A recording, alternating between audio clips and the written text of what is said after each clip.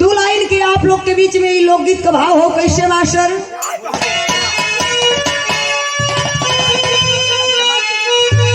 कि तीन बचन गिरजा और बधाई के मनवा तेरे भोला के मंगली मानवा हो चाही हमरा के भवनवा।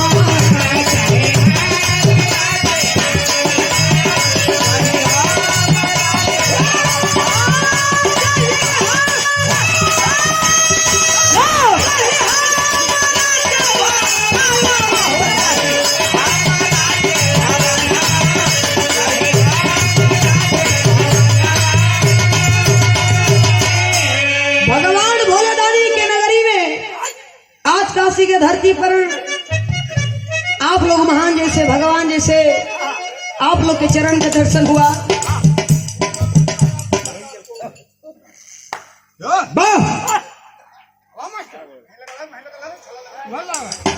माता पार्वती अपने अड़भंगी भोले रानी से अपने पति देव से मांगत रही। तीन बचन गिरजा बधाई के मैनवा भोला से मंगनी मगनवा हमके चाहिए भवनवा। लेकिन बताओ गल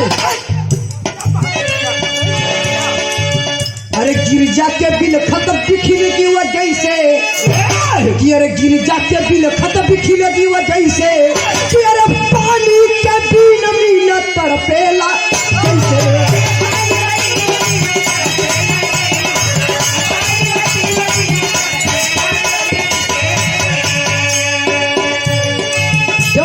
माता पार्वती अपने अड़भंगी भोले रानी पति देव से मांगत रही। जैसे बिना पानी का मछली तड़पे बहरे निकल जा ओ करे माता पार्वती तड़पत रही अपने अड़भंगी पति देव से। कलिन के सुना देव के देव महादेव हुआ ऐसा न रहलन कैसे हो ये तड़पता हूँ का करवा जब समय हो जाए तो लोग तो तड़पा लगाला। वो हमारे कक्का वो नहीं सन कक्का मर जाए तो बढ़िया है। ये धरती जितना पापियन से लदल है इस धरती पापियन से इतना लदल हो कि धरती भी इतनी अपने के शर्म करा था कि हम झूठा धरती बन गई तो के थोड़ी करा थी। लेकिन बाबू हो बताओ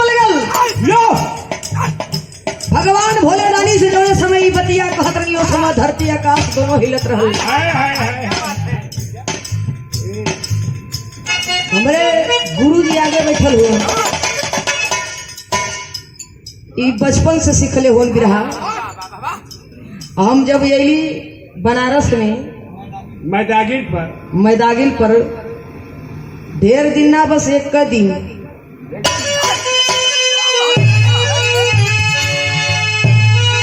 गिरजा के भी खत्म दिखिया जी वजह से तेरे पानी के बिन मीन तड़पेला जैसे।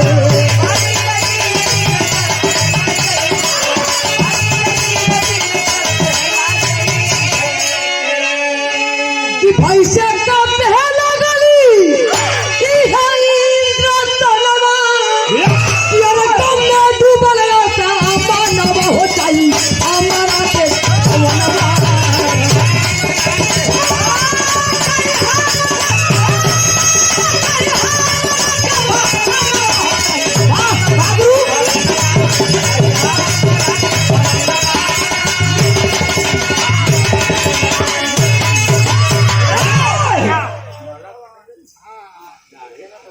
भैसे कापे लगल इंद्रसनवा गम में डूबल यसमनवा।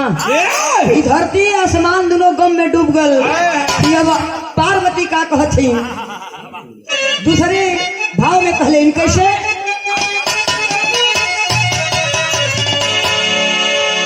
कि सुनीला की देवों में हुआ महान हो कि सुनीला की देवों में हुआ महान हो कि अरे सर भी छुपावे के हौला ठिकान हो।